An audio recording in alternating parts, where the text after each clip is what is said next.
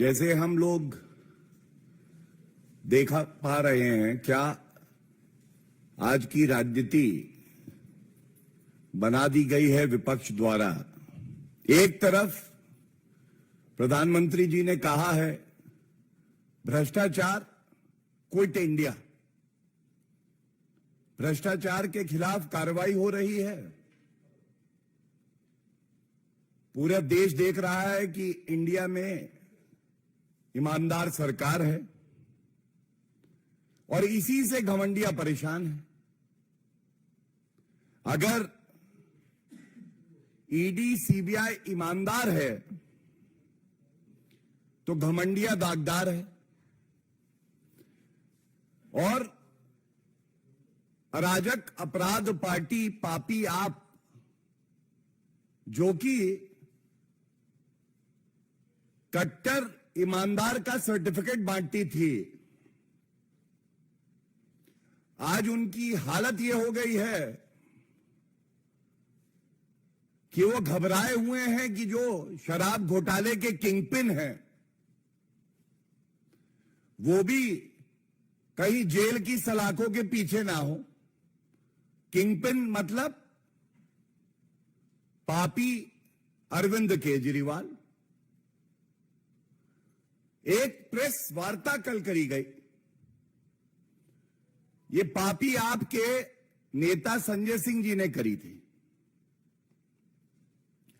संजय सिंह जी ने जो बातें कही तो ऐसा प्रतीत हुआ कि अरविंद केजरीवाल जी घबराए हुए कह रहे हैं मुझे बचा लो संजय, मुझे जेल नहीं जाना है। मनीष सिसोदिया जिनको कट्टर ईमानदार बताते थे वो कट्टर बेईमान निकले। 6 महीने हो गए, 6 महीने कट्टर बेईमान पापी मनीष सिसोदिया जो उप मुख्यमंत्री थे उनकी बेल नहीं हो पाई है। एक प्रकरण सामने आया जिसमें कुछ लोग और एक ईडी के अधिकारी भी थे, वो भूल गए कि उनकी जिम्मेदारी क्या है, उनका कर्तव्य क्या है और गलत कृत्य कर रहे थे। रिश्वत दी जा रही थी एक आरोपी द्वारा। संजय सिंह जी बाहर निकले, उन्होंने कहा तथाकथित मनगढ़ंत काल्पनिक घोटाला। तो सबसे पहले तो सवाल अरविंद केजरीवाल जी आपसे यह है कि कम से कम अगर किसी वरिष्ठ नेता को भेजें तो तैयारी करवा के भेजिए। अगर तथाकथित मनगढ़ंत और काल्पनिक घोटाला है तो हम ये जानना चाहते हैं ऐसा क्यों हुआ। 26 फरवरी 2023 को मनीष सिसोदिया गिरफ्तार होते हैं, 2 दिन में सर्वोच्च न्यायालय पहुंच जाते हैं। जब वो सर्वोच्च न्यायालय जाते हैं, ये आदेश है, प्रमाण, वो कहते हैं ये सारे जितने चार्जेस हैं ये राजनीतिक द्वेष से लगाए गए हैं, इनको निरस्त करिए। सर्वोच्च न्यायालय कहता है नहीं, हम नहीं करेंगे। ये 28 फरवरी 2023 का ऑर्डर है। और यह भी सत्य है कि ये सारे आरोप आज भी खड़े हैं, चार्जशीट दायर हो चुकी है, ईडी ने भी करी है, सीबीआई ने भी करी है। तो ये तथाकथित मनगढ़ंत काल्पनिक कैसे हुआ। और यह भी सच है, जैसा मैंने बताया, दिल्ली उच्च न्यायालय ने मनीष सिसोदिया को शराब घोटाले में बेल नहीं दी। सर्वोच्च न्यायालय में भी बेल अभी लंबित है, 4 सितंबर को आ रही है, अगर तिथि मुझे सही याद है। और अच्छा है कि संजय सिंह पेशे से अधिवक्ता और वकील नहीं है, क्योंकि जिसकी पैरवी वो करने आए थे उसी का केस खराब कर रहे थे। मैं आपको कुछ तथ्य बताता हूं। सबसे पहले संजय सिंह जी, ये बताइए, ये जो पूरा ट्रांजैक्शन लेन देन रिश्वत का है, इसमें जो अरेस्ट हुई हैं, ये अरेस्ट तो सीबीआई ने करी है। तो इसका मतलब ईडी और सीबीआई अच्छा तालमेल दिखा के कार्य कर रही हैं, और कोई भी किसी भी भ्रष्टाचार के मुकदमे में अगर हस्तक्षेप करने का प्रयास करता है या दबाव बनाने का प्रयास करता है तो उसकी जगह जेल की सलाखों के पीछे हो जाती है। दूसरी बात, यह तो आपके लिए चिंताजनक है कि घूस एक आरोपी देने के लिए आगे आता है और वो घूस देने वाला भी अरेस्ट होता है और वो अधिकारी भी अरेस्ट होता है, लेकिन आरोपी तो मनीष सिसोदिया भी है। केस दबवाना, दबाव डलवाना, रिश्वत देना, लूट खसोट करना, ये तो अरविंद केजरीवाल और पापी आपकी खूबियां हैं। तो इससे तो आपका चरित्र जाहिर हो रहा है। तीसरी बड़ी बात जो ये दिखाती है कैसे वर्तमान सरकार में जांच एजेंसियां अपना काम कर पा रही हैं, यह सर्वविदित है कि ये जो रिश्वत दी जा रही थी, ये इसलिए दी जा रही थी कि एक एक्यूज्ड है अमन धल, इनकी गिरफ्तारी रुक जाए। लेकिन ये क्या हुआ संजय सिंह जी, 1 मार्च 2023 वो व्यक्ति गिरफ्तार हो जाता है। इसका मतलब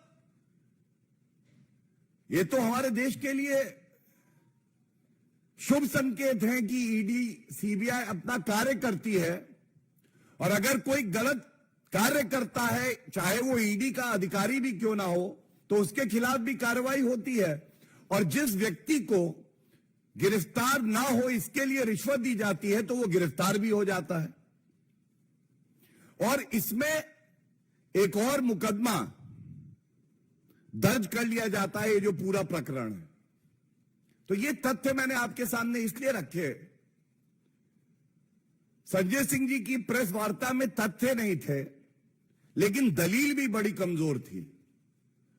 और अगर अरविंद केजरीवाल की पैरवी संजय सिंह करेंगे तो जनता जो कह रही है मनीष सिसोदिया तो झांकी है, अरविंद केजरीवाल अभी बाकी है, ये कहीं सच ना हो जाए। जांच एजेंसी अपना काम करती रहेंगी। इसके अलावा यह बताना भी जरूरी है, आप देखिए घमंडिया के ये जो सदस्य हैं इतने बड़े भ्रष्टाचारी हैं कि कल प्रेस वार्ता में कहा सिर्फ 2 करोड़ 14 लाख रुपए नगद, 1 करोड़ 90 लाख की ज्वेलरी यह बरामद हुई। सिर्फ एक तरफ देश की जनता है, ईमानदार सरकार है केंद्र में जो कहती है 1 रुपए की चोरी, 1 रुपए का भ्रष्टाचार जनता की गाड़ी कमाई से बहुत बड़ा अपराध है।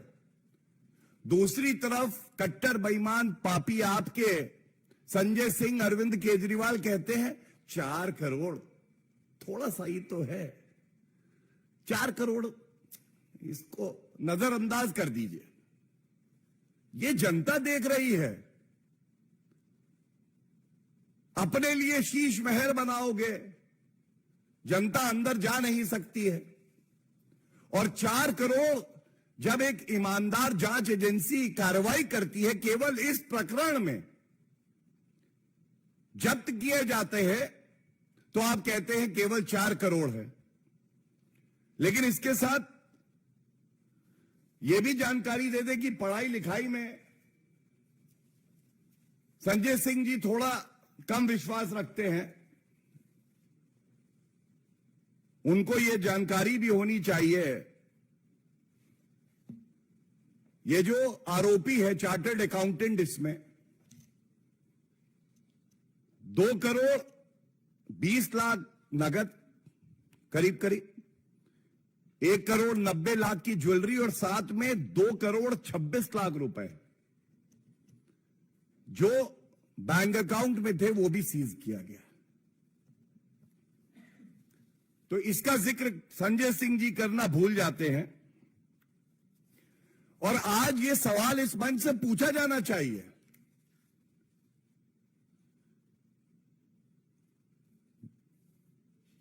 सारे भ्रष्टाचारी पकड़े जा रहे हैं बारी बारी और ये जो मिल जाते हैं तो इनकी याददाश्त चली जाती है, गजनी बन जाते हैं, भूल जाते हैं कि ये एक दूसरे के लिए क्या कहा करते थे। लेकिन आज विषय क्योंकि शराब घोटाला जो किया है कट्टर बेईमान पापी आपके अरविंद केजरीवाल किंगपिन ने, वो है, तो मैं इसी दायरे में अपनी बात रखते हुए ये बताऊंगा, ये कांग्रेस पार्टी के अध्यक्ष हैं दिल्ली इकाई के अनिल चौधरी जी। उन्होंने कहा था मनीष सिसोदिया की गिरफ्तारी का कांग्रेस ने किया स्वागत।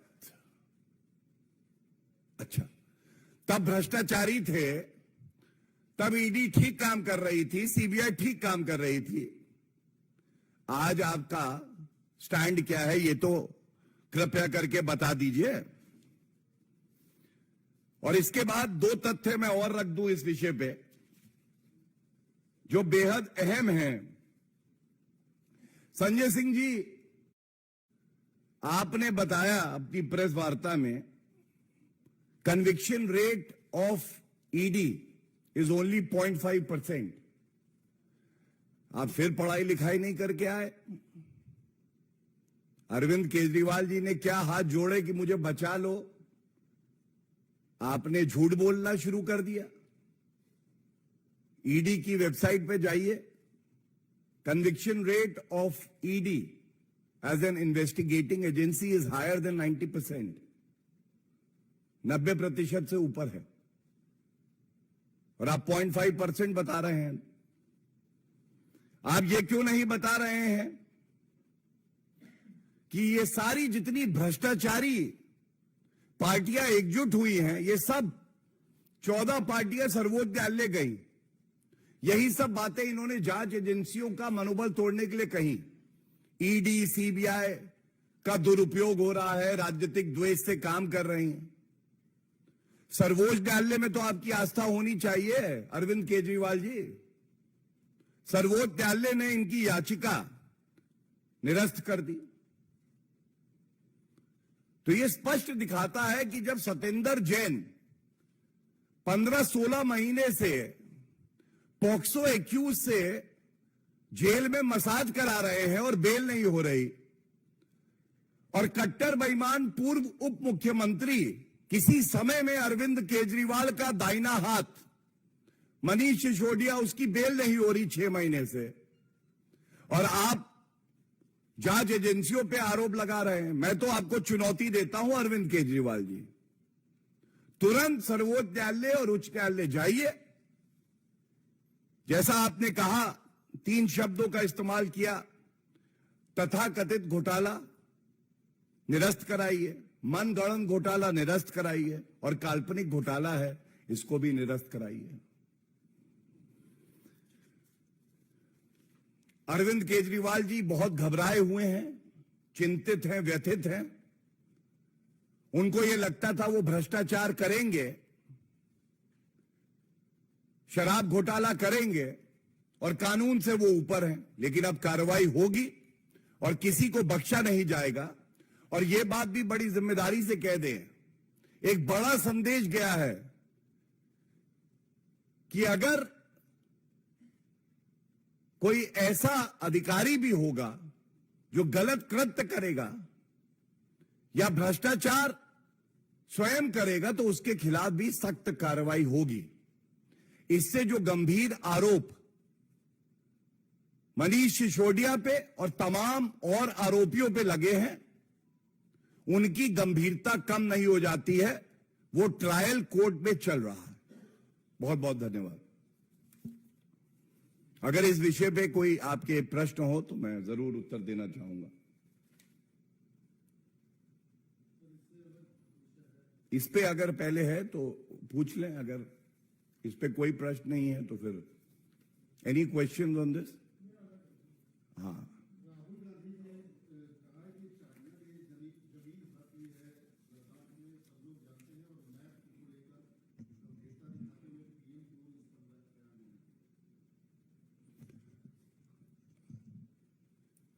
राहुल गांधी जी से एक नागरिक होने के नाते इतनी ही गुजारिश है, जो पार्टी टू पार्टी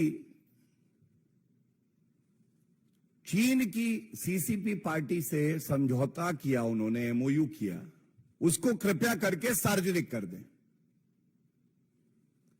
इसकी वजह यह है कि ऐसी खबरें कई बार आती हैं कि उस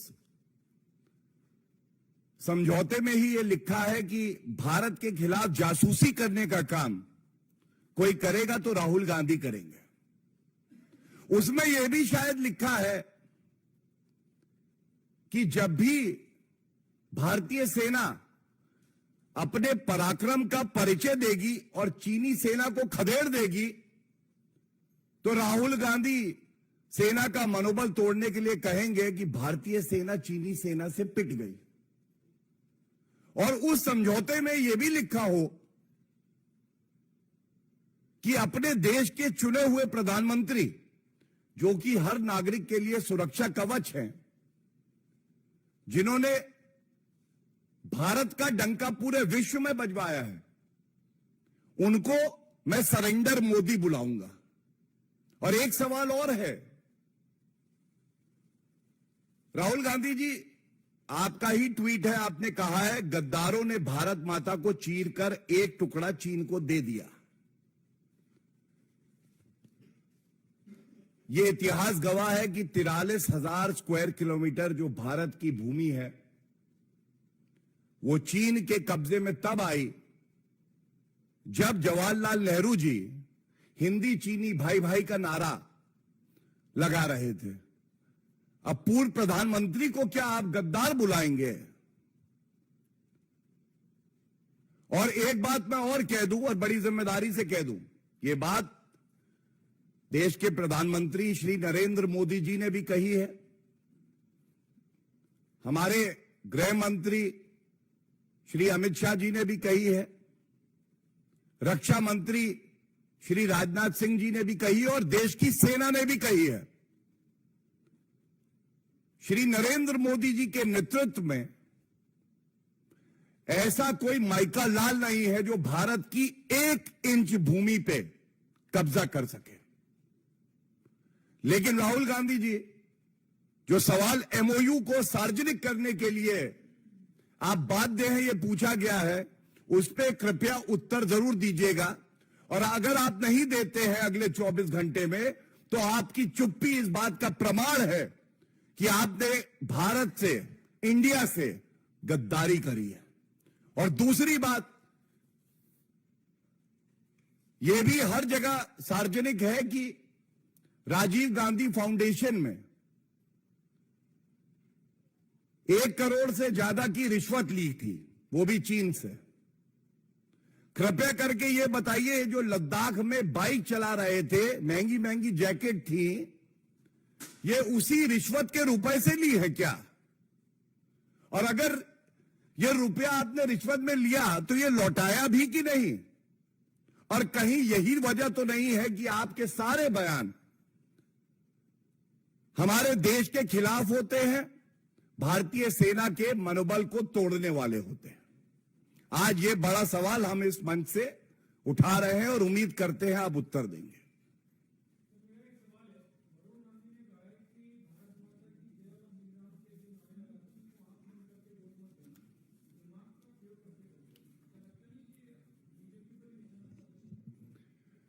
मैं इतना ही कहूंगा कि जो भारत के वोटर हैं वो बहुत समझदार हैं, उनका दिमाग भी खुला है, आंखें भी खुली हैं, कान भी खुले हैं, और सही वक्त आने पे वो जवाब देना भी जानते हैं। 2024 के चुनाव ऐतिहासिक होंगे और ये यकीन है हमें कि पुनः भारत के प्रधानमंत्री श्री नरेंद्र मोदी जी होंगे, जनता उन्हें आशीर्वाद देगी और पूर्ण बहुमत की सरकार भारतीय जनता पार्टी की बनेगी।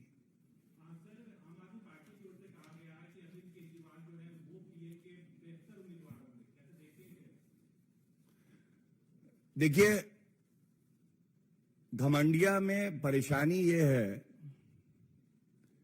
मिल बैठे हैं जुगनू सारे, ऐलान ये है आओ सूरज को हटाया जाए। और घमंडिया में एक और दिक्कत है, हर व्यक्ति मुंगेरी लाल के हसीन सपने देख के प्रधानमंत्री पद का उम्मीदवार तो है, लेकिन प्रधानमंत्री पद के अनुरूप उसकी योग्यता नहीं है। वहां अलग अलग कॉम्बिनेशन है। अगर आप अरविंद केजरीवाल की बात करें, पापी आपके, तो भ्रष्टाचारी नंबर 1, तुष्टीकरण फुल। इसी तरह से लोग कह रहे थे कांग्रेस पार्टी के राहुल गांधी वो चेहरा है। राहुल गांधी तो वो प्रोडक्ट है जो लॉन्च ही नहीं हुआ। वंशवादी राहुल गांधी, बेल पे बाहर भ्रष्टाचारी राहुल गांधी, तुष्टीकरण और चुनावी हिंदू बन जाना नंबर 1। इसी तरह से ये सारे जो दोष हैं आपको घमंडिया के हर नेता में मिल जाएंगे, लेकिन जनता ने मन बना लिया है। जनता जो है वो भारतीय जनता पार्टी और एनडीए के साथ है, श्री नरेंद्र मोदी जी को आशीर्वाद देगी और पुनः 303 सीटों से ज्यादा भाजपा की अकेले आएंगे।